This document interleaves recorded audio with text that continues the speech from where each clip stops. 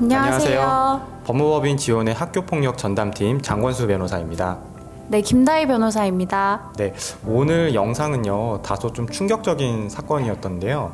당시에 피해자 같은 경우에는 아무런 증거를 확보할 수 있는 방법이 없어서 자기가 굉장히 큰 피해를 당했음에도 변호사의 도움을 반드시 받을 수밖에 없었던 사건이었습니다. 김다희 변호사님께서 이번 사건의 피해자의 어머니 입장에서 한번 사건을 요약해 주실 수 있으실까요? 네, 제가 이번에는 좀 상담 오셨던 어머니로 좀 빙의를 해서 사건에 대해서 좀 말씀드려 볼게요. 일단 어느 날 그 학원 선생님으로부터 좀 아이가 무기력한 것 같다라는 이야기를 좀 듣게 됐어요.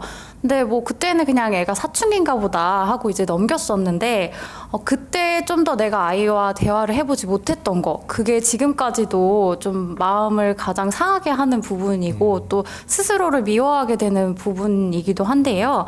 일단 나중에서야 알게 돼서 보니까 아이가 이제 성폭행을 당하고 또 심지어는 지속적으로 좀 폭행까지 당한 부분이 좀 있었더라고요. 그래서 아이와 대화를 나누면서 보니까 뭐 카카오톡 대화 내용이라든지 뭐 페이스북 메신저 대화 내용이라든지 이런 게 있었던 것 같은데 또 안타깝게도 그 대화방들을 이제 엄마한테 혹시 들킬까봐 이런 일도 알면 엄마가 너무 슬플까봐 뭐 이런 여러 가지 이유로 나와버렸더라고요. 그래서 내 아이가 당한 피해는 너무 확실한데 대체 내가 이거를 이제 어떻게 풀어내고 또 이제 학교 폭력이라든지 이런 범죄로 입증을 할 수 있을지 전혀 감이 오지 않아서 좀 당시에 좀 울면서 이제 변호사 사무실을 찾았던 그런 좀 사례입니다.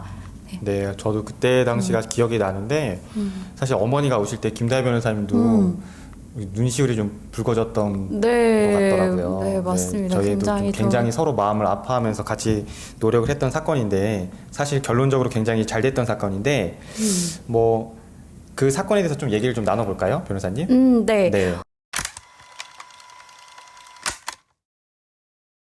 일단 이 사건이 이제 우리 법인에서도 굉장히 큰 사건이었잖아요, 변호사님. 맞습니다. 네. 근데 그때 이제 피해자 어머니께서 처음 저희 찾아오셨을 때 이제 그때 이야기를 조금만 더 부탁드릴게요. 네. 사실 처음에 이 어머님이 저희와 직접적인 관계가 있는 분은 아니었고 다른 사건을 처리했던 의뢰인이 소개로 저희 법인에 오셨던 어머님입니다. 근데 어머님께서도 그렇고 그 사건을 줬던 그 의뢰인도 그렇고 이 사건의 내용에 대해서 말씀을 잘 못하시더라고요.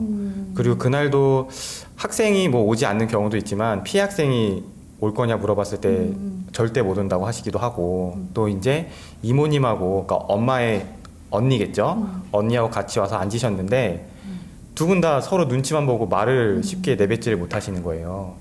그러다가 이제 어머님께서 말씀하심과 동시에 이제 눈물을 흘리셨는데 사실 우리나라에서 피해자 입장임에도 불구하고 자신의 피해 사실을 좀 말하기 굉장히 좀 꺼려하는 사건들이 몇 개 있는데 그 중에 하나가 이제 성폭력 네, 사건이 그렇거든요. 네. 그래서 이제 사실 저는 좀 예감을 좀 했었습니다. 그래서 이렇게 말 못하시는 거 보니 아마 그 사건인가 보다라고 좀 생각했었고 그때 당시에 저희도 좀 마음이 좀 먹먹한 네. 사건이었기 때문에 기억이 굉장히 많이 남았던 기억이 있습니다. 네, 맞아요. 변호사님 말씀처럼 성상환 같은 경우에는 피해자임에도 불구하고 좀 스스로 그 피해 사실을 말하는 거를 어렵게 생각하는 네. 경우가 많이 있더라고요. 네, 상담 맞습니다. 진행해 보면. 네. 그래서 이번 사안도 그런 면에서 조금 굉장히 안타까운 부분이 있었던 것 같아요. 처음부터.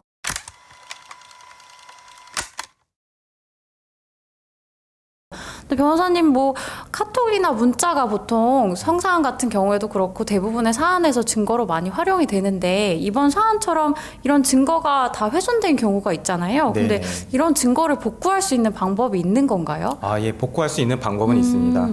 뭐 어른들도 마찬가지인데 아이들도 휴대전화를 다 사용하기 때문에 휴대전화에 있는 문자 메시지라든지 사진이라든지 뭐 또 SNS 활동들이 그 굉장히 직접적인 증거인 경우가 굉장히 많아요. 근데 아까 변호사님께서 설명하신 것처럼 페이스북 메신저라든지 카카오톡 대화 내용이 모두 사라졌을 때는 사실은 디지털 포렌식을 하더라도 복구하기가 굉장히 어려운 사실상 좀 불가하다고 네. 좀 봐야 되는 경우가 많습니다. 왜냐하면은 이 디지털 포렌식이라는 거는 어떤 하드디스크에 저장되어 있었던 것이 삭제됐을 때 그걸 다시 기술적으로 복구해내는 건데 카카오톡이라든지 페이스북 메신저 같은 경우에는 이 대화 내용이 전화기에 저장이 되어 있는 게 아니라 서버에 저장이 되어 있는 거라고 하더라고요. 네. 그렇기 때문에 그 방을 나가게 됐을 때는 전화기를 아무리 포렌식을 한들 나올 수가 없는 거죠. 그래서 전화기에 남아있는 사진이라든지 SNS가 아닌 그 SMS 문자 메시지 같은 것들은 이제 복구가 되는데 이제 SNS 카카오톡이나 이제 페이스북 메신저 같은 것들은 대화방을 나가게 되면은 복구하기가 사실은 어려운 거죠. 이런 것들은 평소에 조금 잘 알고 계셔야 될 부분인 것 같네요. 뭐 네, 대화 맞습니다. 내용이라든지 뭐 메신저 방에서는 좀 함부로 탈퇴를 하면 안 된다는 부분, 이런 것 좀 알고 계시면 도움이 좀 될 것 같아요.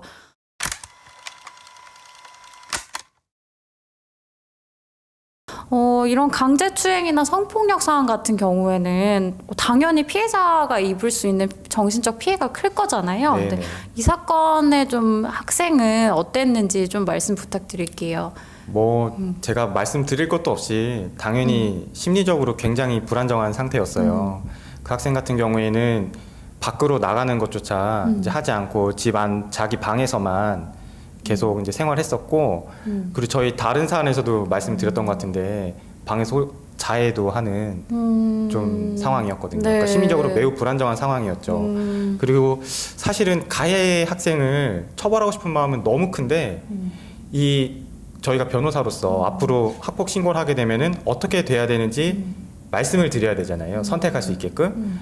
근데 성사항 같은 경우에는 학교폭력을 신고하게 되면 그거를 알게 되는 교육청의 장학사님이라든지 또는 학교 선생님이 의무적으로 법령상 의무에 따라 수사기관에 신고를 하게 돼 있습니다. 그러면은 학생은 이거를 다른 사람이 더는 알지 않았으면 좋겠는데 누가 더 알까봐 지금 전전긍긍하고 있는 상황인데도 경찰서에 가서 피해 사실을 다시 한번 진술해야 되고 학교에서 다시 한번 피해 사실을 진술해야 되고 교육청에서 다시 한번 또 출석해서 진술해야 되기 때문에 네. 최소한 3번 이상은 진술해야 되는 거예요. 그러니까 이 학생은 가해자를 처벌하고 싶은 마음이 있는데 선생님이 아는 것도 싫고 다른 사람 저도 아는 게 너무 싫어서 그쵸, 네, 좀 갈팡질팡하고 망설이고 그러다 보니 너무 심리적으로 궁지에 몰리다 보니까 자해까지 하게 되는 아주 좀 매우 불안정한 네. 상황이었다고 말씀드릴 수 있을 것 같습니다. 네.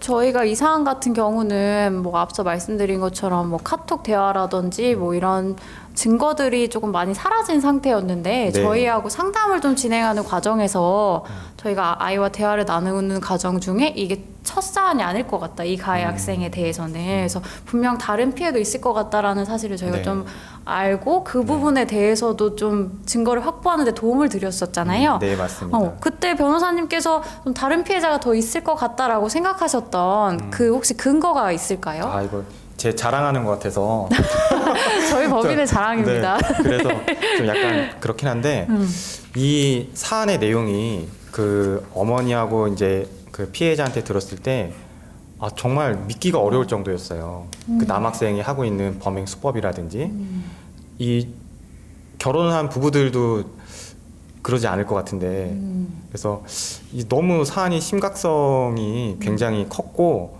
또 이 학생이 이 나중에 이 사건이 발각됐을 때 피해자한테 카카오톡방을 나가라 그러면은 뭐가 안 남는다더라 이런 말을 한 정황이라든지 네네. 또 이 학생이 당시 사실 연령이 중학교 1학년에 불과한 남학생이었거든요. 근데 제 네. 중학교 1학년 때 생각해보면 이게 진짜 도저히 초범 같진 않더라고요.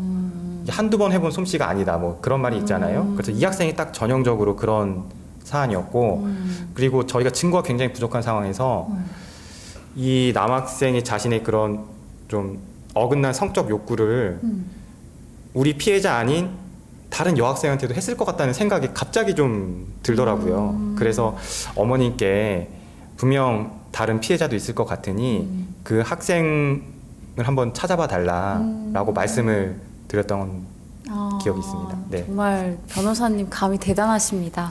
저희 법인의 사건 네. 수행하는데 큰 도움이 되고 있습니다.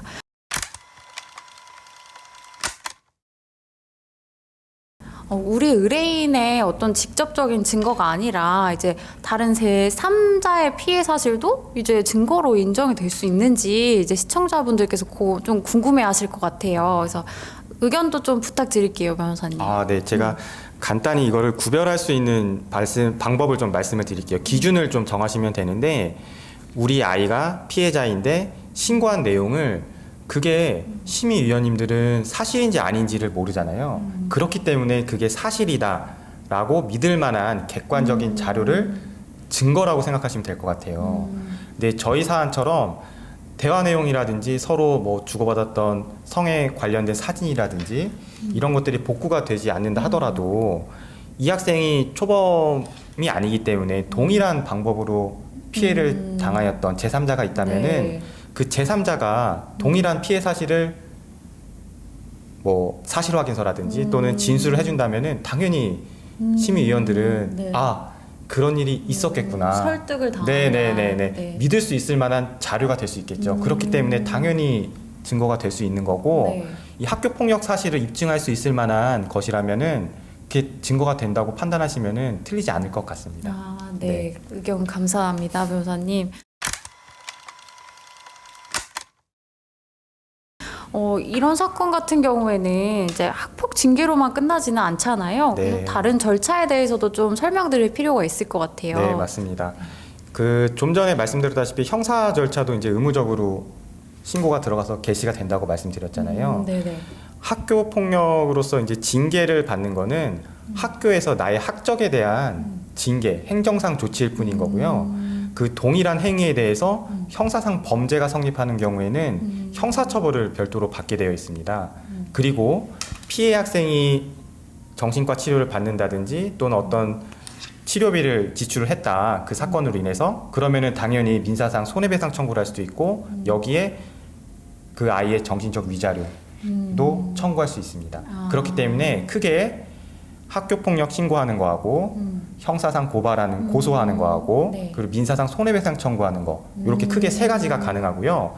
요 세 가지는 학교폭력 신고를 한다고 해서 세 가지가 다 진행되는 건 아니고 각각 네. 선택적으로 형사 고소도 하시고 민사상 손해배상 청구도 하셔야 되는 거죠. 네, 다만 성사안의 경우에는 네. 선생님과 장학사가 신고를 하기 때문에 네. 내가 신고를 하지 않았다고 하더라도 같이 동시에 진행이 되는 것이고요. 네. 그러니까 뭐 어떤 절차를 좀 함께 진행하면 좋을지 아니면 순차적으로 진행해야 할지 조금 그 부분은 상담을 받아보면 좋겠네요. 좀 네, 맞습니다. 판단을 하기가 쉽지는 네네. 않으실 수도 있을 것 같아요. 네. 이게 민사하고 형사하고 학교폭력하고 인정되기 위해서 필요한 정도라든지 자료라든지 증거가 사실은 조금씩 달라요. 근데 이런 것들은 전문가가 아니면은 판단하기 좀 어려운 부분이 있어서 어떤 것부터 먼저 진행을 하는 것이 차후 민사라든지 형사 또는 학폭 이런 절차에 긍정적인 영향을 미치는지는 그 사건의 내용이 들어봐야 되고 네, 그 네. 내용에 따라서 그 경험한 변호사들이 좀 조언을 드리고 하는 것이 좀 필요할 것 같다는 생각이 듭니다. 네, 설명 감사합니다, 변호사님. 네. 이렇게 좀 뭐 성사안 같은 경우에는 특히 이제 사춘기 학생 같은 경우에는 이걸 부모님한테 털어놓기는 정말 어려울 것 같아요. 네, 이번 맞아요. 사안도 그랬고 네. 그래서 좀 어머님이나 아버님께서는 요새 우리 아이가 어떤지 좀 그런 부분들을 조금 더 면밀하게 좀 관찰해 보셨으면 한다라는 좀 조언의 말씀드리고요. 이렇게 좀 이번 사안처럼 피해는 정말 명백하지만 내가 어떻게 이것들을 풀어내고 또 알려야 될지 또 그 가해 학생에게 합당한 처분을 받게 할지 이런 것들이 고민이 되신다면 좀 전문가와 쉽게 상담이라도 받아보시면서 방법을 같이 고민해 보셨으면 하는 마음입니다. 네, 맞습니다. 오늘 영상은 여기까지고요. 다음 영상도 저희 도움되는 주제로 찾아뵙겠습니다. 네, 감사합니다. 네, 감사합니다. 네.